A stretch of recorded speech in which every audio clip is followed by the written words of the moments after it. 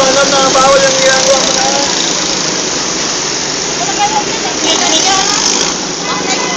Kailangan ko ibibigay, may oras. Kaya sabi ko, mama, sabi ko, willing naman daw po nila palabutan ang kailangan po kasi may oras yung ibibigay. Ang sabi namin, alas ko natin. Respeto po sa barangay. Hanapin po namin yan. Respeto lang po. Yun daw po.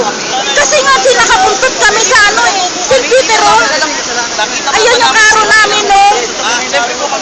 Respeto. Pangarapin namin to.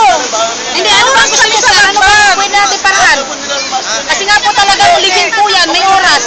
Kami nga po napapasama dito, kami po, iginagawa na po namin yung trabaho. Kasi sa totoo